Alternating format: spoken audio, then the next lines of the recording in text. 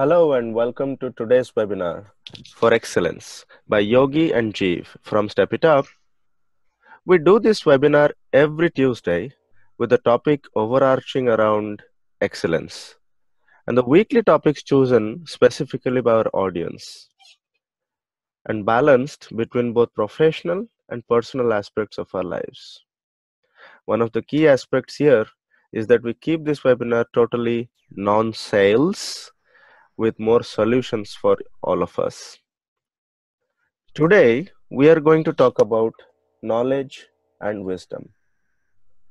And before we move, I would like to heartily and personally welcome you all to this webinar personally.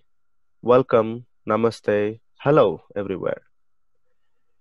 Each and every one of you, even when you are watching this offline. In fact, our largest number of viewers, they are crossing thousands in the last 2 to 3 weeks. For these webinars are offline, and we are happily surprised to see feedback coming from all corners of the world. Well, without further delay, let us jump into the topic and welcome Yogi. Yogi speaks.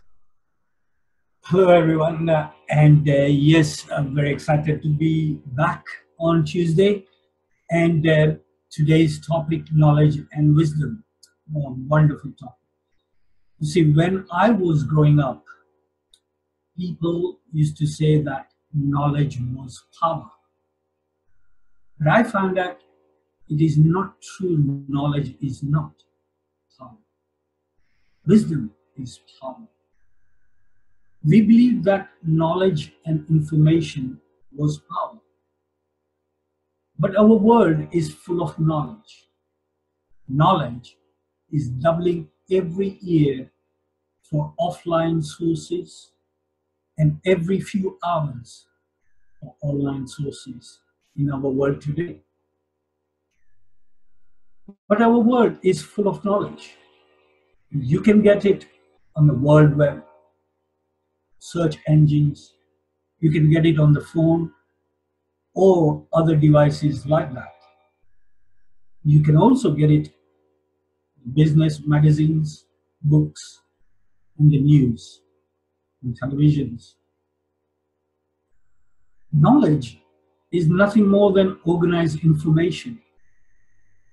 Wisdom, on the other hand, is information that is organized, aligned, and acted upon in accordance with the law of nature. Whenever someone acts in a way that is organized, aligned, and in accordance with the law of nature, they act wisely. You see, knowledge speaks while wisdom listens.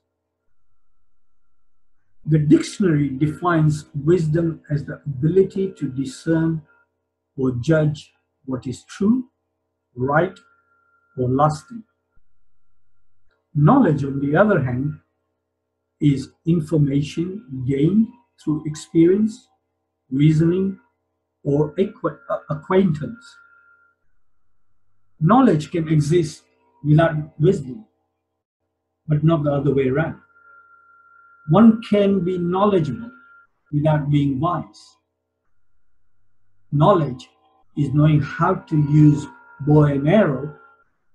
Wisdom is knowing when to use it and when to keep it in the quiver.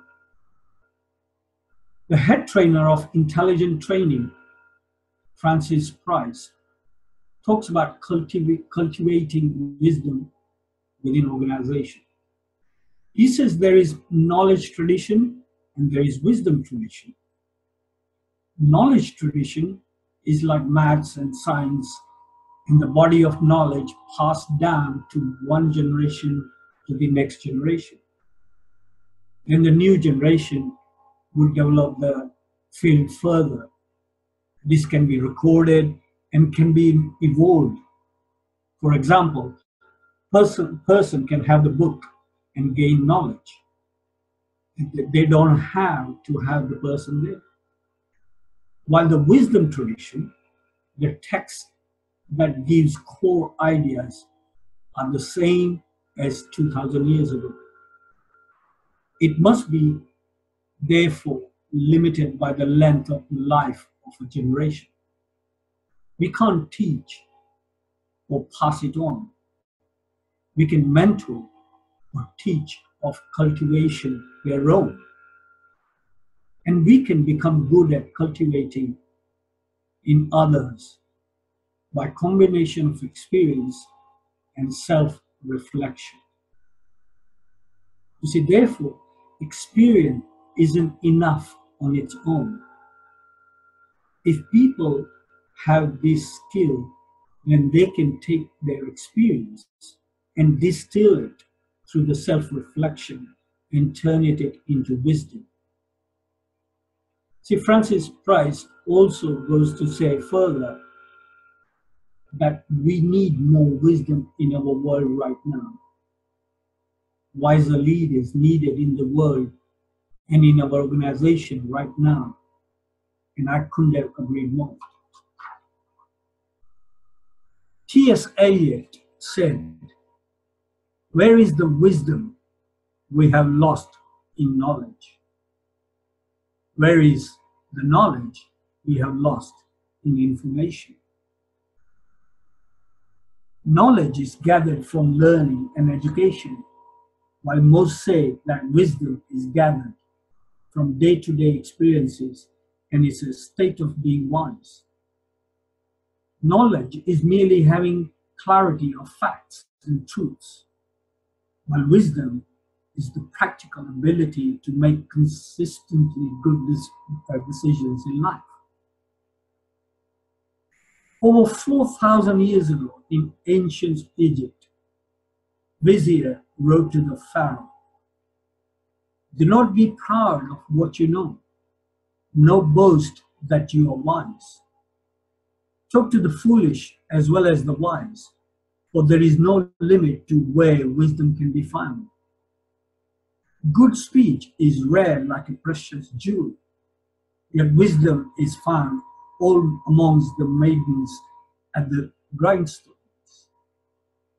The Buddhists of ancient India considered wisdom as the highest of the five virtues.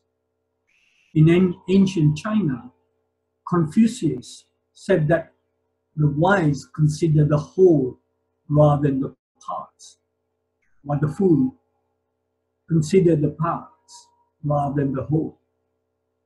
In ancient Greece, Socrates argued that his awareness of his own ignorance was the greatest wisdom in all of Athens, because he showed others that they were unaware of their ignorance and only partly knows what they claim to know.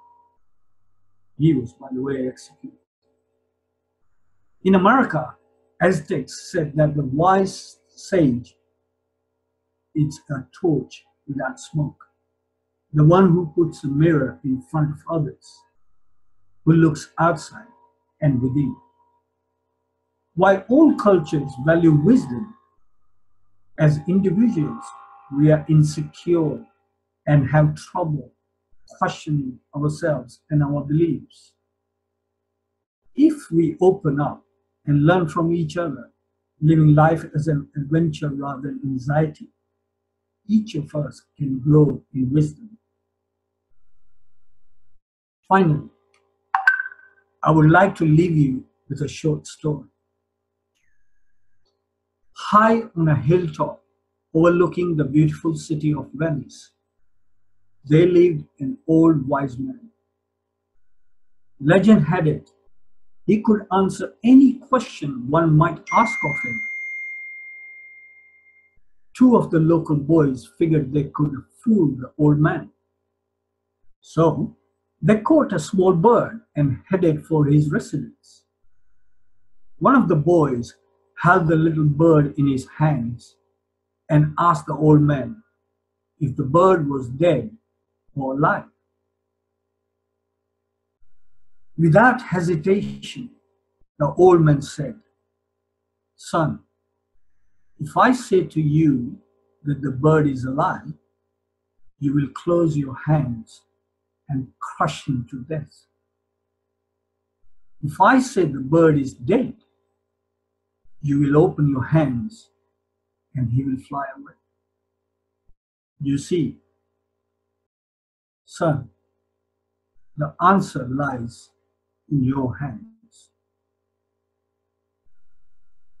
Thank you very much for listening.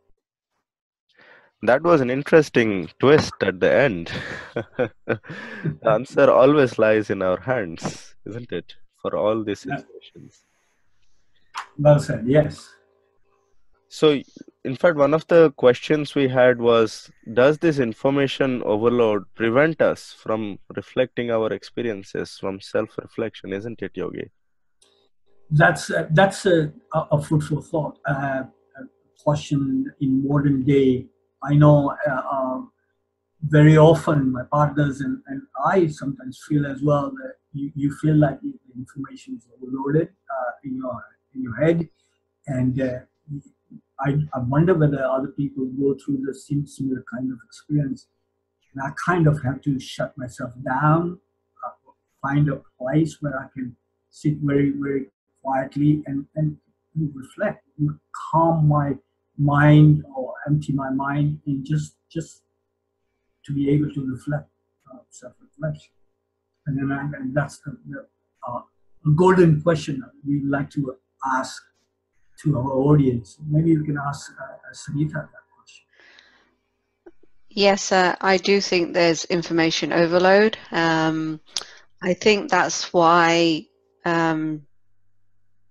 more recently there's been an upsurge in meditation or finding quiet time for yourself so that you can reflect without the overload of information from elsewhere. I think you have to go within yourself to search the information that is required by you. I think Mhm. we all go and look up something on the internet or Google something when more often than not the answer lies within us. Mhm. And this is true even in irrespective of whether it is just personal experience or corporate experience, because I have been observing in the last let's say 5 to 10 years the increase of mindfulness experiences in Mm, corporate organization and training employees to balance their own ability to absorb this bombardment of information, if I may use that expression, versus what is the useful wisdom they can take out of it in order to improve the business. Uh, and many a times, uh, a lot of things are lost in not just translation, but probably garbage as well, mhm. or at least I mean, everything is garbage until you find the diamond. So, out of that information, until you convert it to wisdom after going through it. So, would you guys agree? I mean, one of the CEOs that Yogi quoted, he mentioned that in addition to having knowledge departments or knowledge tracking, every project has some. What did you learn from the last project? We should have a wisdom. Overview on top of it, so that this is beyond this is in a way strategy plus plus. I'm searching for words. What is your opinion on that, and how are organizations coping? I think you make a good point. I know certainly working in the corporate arena, there isn't time for reflection. I know that when we win contracts or when we lose contracts, there's not enough of, okay, let's sit down and work out why we won the contract. Why was this awarded to us? Um, or why did we lose it? There's not enough of that knowledge. So there's not enough. We do competitor analysis or competitive intelligence, but we don't actually look at within the company as to what assets do we have within the company. Yeah. yeah. And And when by we lose assets, I the mean the knowledge, the wisdom within the company. How do we utilize that effectively? That's right. And especially when we don't get the contract, this kind of wisdom from the experience is far more important Hmm. relative to when we have got the contract. And our hurry to convert all these lessons into a piece of paper or a spreadsheet then reduces the lessons, so the Hmm. so-called lessons, to lines on a spreadsheet, and then the Hmm. wisdom is kind of chopped off and lost Hmm. in the long run, which is crazy. And I think people who learn from it probably are really using that wisdom for the next stage of their business or next stage of their personal lives. That's Hmm. interesting. Well, I think just to add there, for our organization is like Francis Price was talking about, within our organization having the lead is using the wisdom. But how do you cultivate? Because the word there, very key word of cultivation of wisdom, Yeah, knowing that we cannot just teach. It's not a knowledge something you can pick up the book and gain. So cultivating wisdom within that experience yeah. requires a little time. So what one can say is either you are too close to the event that Yeah. has just happened. So even people, some people have a like a post-mortem of project or what went wrong, blah blah blah. I think they are too close to the timeline. So it requires much latter part where you can actually reflecting that From a from a self-reflection from distance, a isn't it? distance, Hmm. Yes. and that's will make you much more wiser Hmm. rather than becoming what went wrong. How can we put it next time right? That is not the wisdom. Wisdom is not about doing it right. Wisdom is using the reflection of your experience. So, like we said, the wisdom which is used to make good decisions in your life. That's why you don't have a bad wisdom, do you? You never heard of a bad wisdom, a That's bad a wise guy. pretty deep sentence. We never heard of a bad wisdom. That's right. We do hear of bad knowledge, though. Bad Hmm. knowledge or bad decisions, but Yes. you never hear of bad wisdom. That's very nice. In That's very fact, the true. Yeah. word cultivate is so useful as well. And see, cultivation involves a seed. Cultivation involves an environment. Cultivate involves patience to wait for the thing to grow and take tender care of it as well. If you just ignore it, if you put the seed and leave it, it will have its own life, but the chances of its survival and being reused are being less unless you go and take care of it. So if we use the analogy at various places, it does fit in our organizations today, more today and more needed today compared to any other time, that we cultivate this knowledge. Uh, what should be the word, like knowledge hubs with leaderships taking But wisdom yeah, out of it. Wisdom yeah, hubs, and wisdom just hubs. to add that organization, all the majority of organization now looking for those successes and change, but they are also looking for lasting change and lasting successes. Now the only people who actually are using that in order to have that lasting change, that lasting success, is the people who are using the wisdom as their fuel in order to remain that level of it. And that's why the cultivation and the wisdom is the core part of understanding that the organization must have. Perfect, and that's very powerful. I had another question. How would you How would you recognize somebody who is wise? Do you have any thoughts, all of us? If you have any thoughts, it would be great It's to actually one of hear. my questions as well. Okay. Well, well, I can use it very flippantly from the presentation that going back to knowing that the knowledge speaks while wisdom listens. Just know the person, and you can see how person is calm and listening is very active. Listening to the pain of other people is the person who's going to give you the wisdom.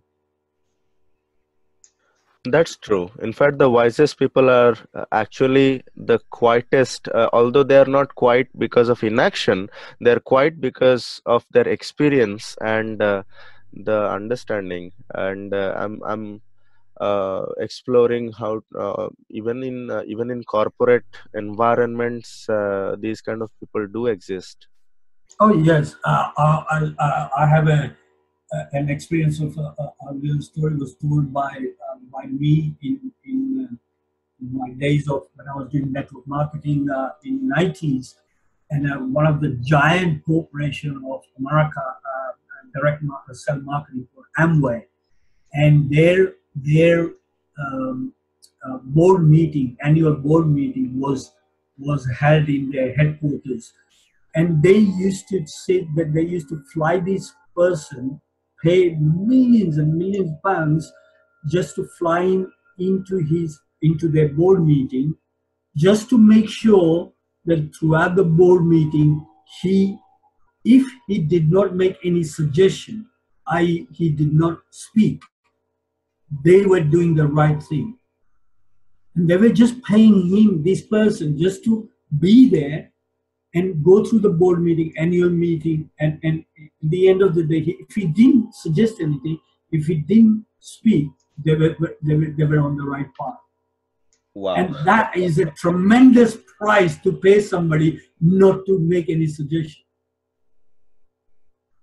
Yes. And Yes. now that is to Yes. I me a relate to that. wisdom to its highest level.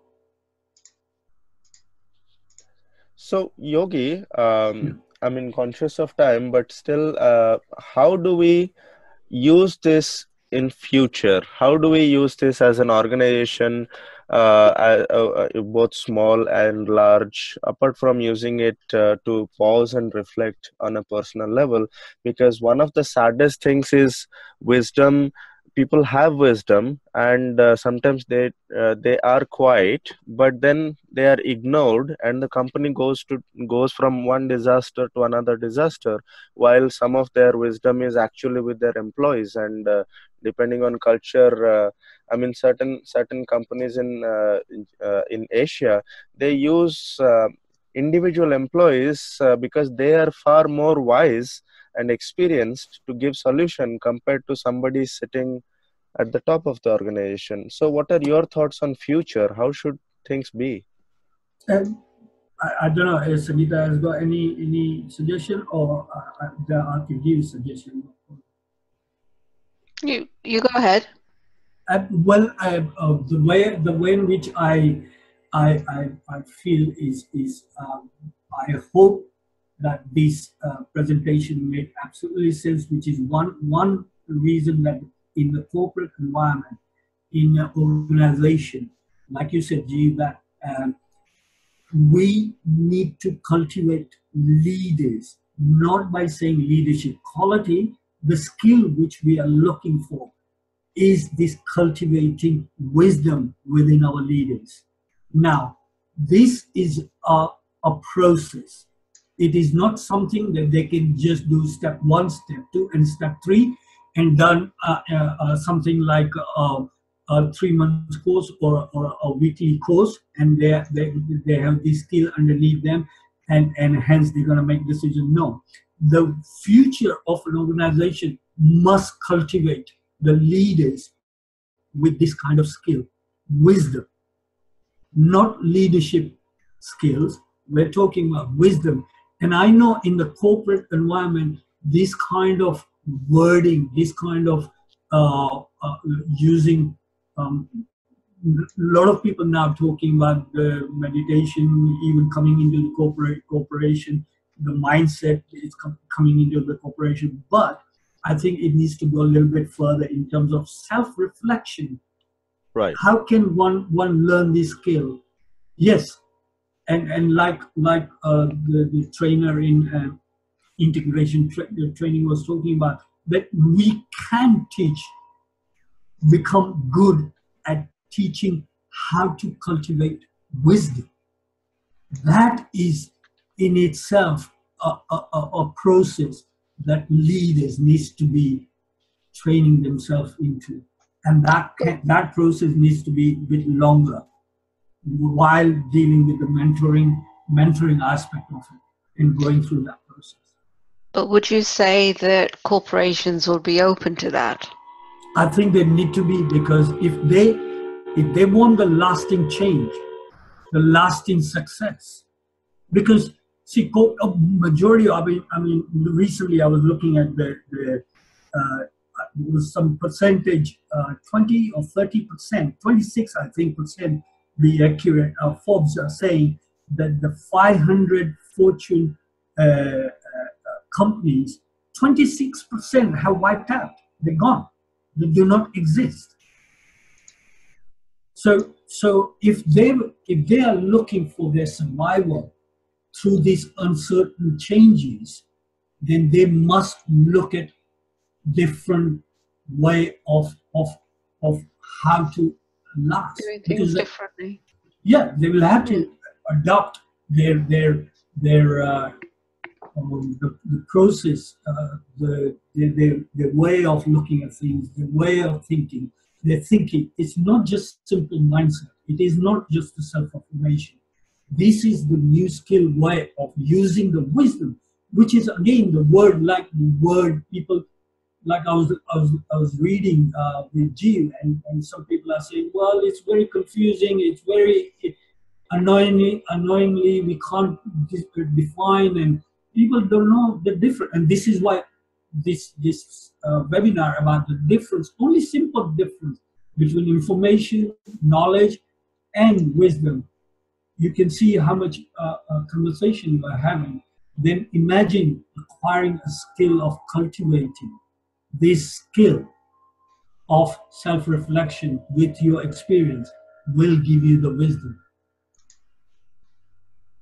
And the and it's topic very is, important. yeah, and the topic is amazingly important for individuals as well as organizations. So, in a way, thank you, Yogi, for touching all aspects of.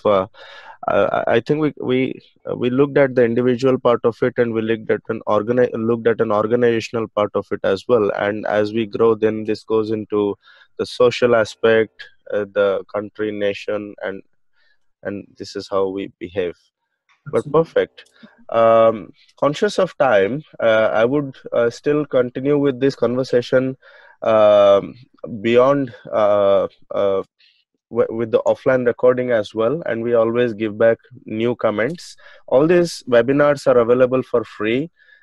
In addition to some of our videos that we are making almost on a daily basis these days, if you have been watching me, I do some videos from a car.